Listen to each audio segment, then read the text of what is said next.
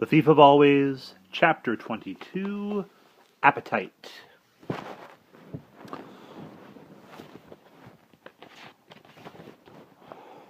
Oh, to be a vampire again, Harvey thought, to have claws and fangs and hunger for blood upon him. Like the hunger he'd had that distant Halloween, the hunger he'd turned from in disgust. He wouldn't turn from it now. Oh no, he'd let it swell the beast in him, and so he could fly in Hood's face with his hatred razor sharp. But he wasn't a beast. He was a boy. It was the vampire king who had the power, not him. And then, as he stared up at the house, he remembered something that Rictus had told him at the door. "Takes a lot of magic to conjure up those shams and hoaxes," he'd said. "Mr. Hood's really sweating to find something you like." Maybe I don't need fangs to suck him dry, Harvey thought. Maybe all I need is wishes. "I want to talk to Hood," he told Rictus. "Why?" "Well, maybe there are some things I'd like, only I want to tell him about them personally." "He's listening," Rictus said, glancing back toward the house. Harvey scanned the windows and the eaves and the porch, but there was no sign of any presence. "I don't see him," he said. "Yes, you do," Rictus replied. "Is he in the house?" Harvey asked, staring through the open door. "Haven't you guessed yet?" Rictus replied. "He is the house." As he spoke, a cloud moved over the sun. The roof and walls darkened. The entire house seemed to swell like a monstrous fungus. It was alive, from the eaves to the foundations. Alive. "Go on," Rictus said. "Speak to him. He's listening." Harvey took a step toward the house. "Can you hear me?" he said. The front door swung a little wider, and a sighing of breath from the top of the stairs blew a cloud of Jive's dust onto the porch. "He can hear you," said Rictus. "If I stay," Harvey began. "Yes," said the house, making the words from creaks and rattles. "You'll give me anything I want."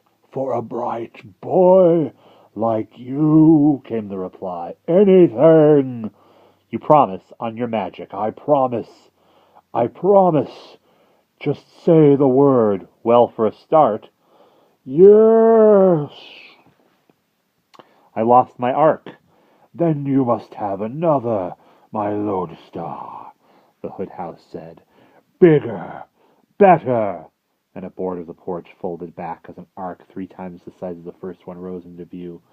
"I don't want lead animals," Harvey said as he walked toward the steps. "What then?" said Hood. "Silver? Gold?" "Flesh and blood," replied Harvey. "Perfect little animals." "I like a challenge," Hood said, and as he spoke, a tinny din of bellows and roars rose from the ark, and the little windows were flung open and the doors flung wide, and 100 animals appeared, all perfect miniatures, elephants, giraffes, hyenas, aardvarks, doves. "Satisfied?" said Hood. "It's okay, I suppose," he said. "Okay," said Hood. "It's a little miracle." "So make me another." "Another ark?" "Another miracle." "What would you like?" Harvey turned his back on the Hood House and surveyed the lawn. The sight of Mrs. Griffin watching with puzzlement inspired his next request. "I want flowers," he said, "everywhere, and I don't want 2 alike." "What for?" asked the Hood House. "You said I could have whatever I wanted," Harvey replied. "You didn't say I had to give you reasons. If I have to do that, all the fun goes out of it." "Oh, I wouldn't want that," the Hood House said. "You must have fun at all costs." "So give me the flowers," Harvey insisted.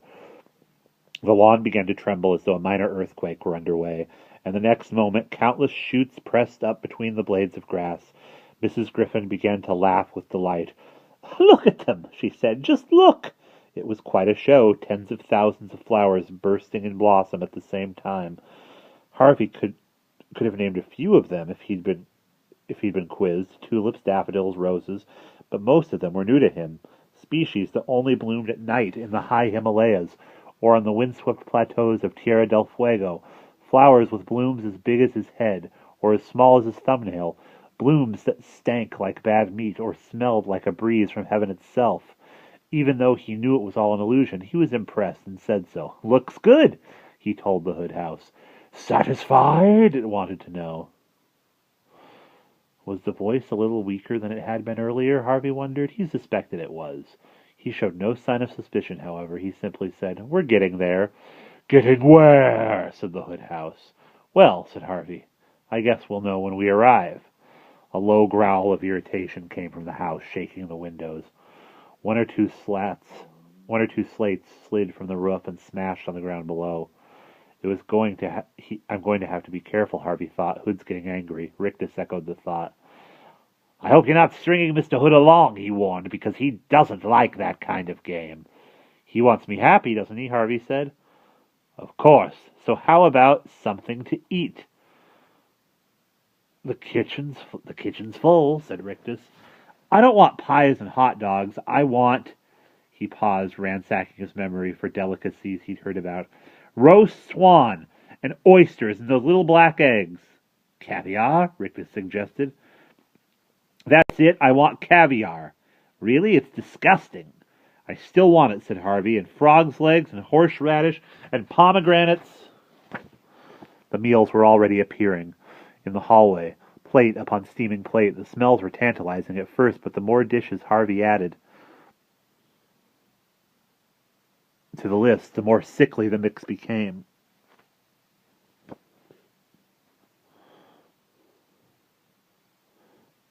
Sorry, I lost my place. The smells were tantalizing at first, but the more dishes Harvey added, the more sickly the mix became. He rapidly began to exhaust his menu of real meals. However, instead of giving the house easy recipes like meatballs and pizzas, he started to invent dishes. "I want crawfish cooked in cherry soda, and horse steaks with jelly bean sauce, and Boston cream cheese and pastrami soup." Wait, said Rictus. "You're going too fast." But Harvey didn't stop. "And pumpernickel stew, and snail fudge with pig's foot clusters." "Wait!" the house howled. This time Harvey stopped. In the heat of his invention, he hadn't even looked to see if Hood was supplying him with these edibles. But now he saw all the dishes he demanded piled so high in the hallway that they were threatening to topple and float the ark on a noxious sea of sweetmeats and stews.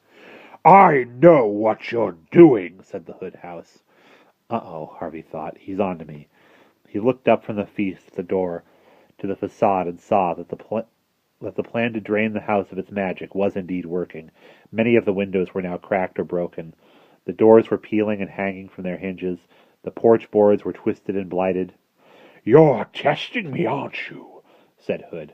His voice had never been melodious, but it was now uglier than ever, like the rumble of the devil's belly. "Admit it, thief." Harvey took a deep breath and said, "If I'm going to be your apprentice, I need to know how powerful you are." "Are you satisfied?" the decaying house demanded. "Almost," Harvey said.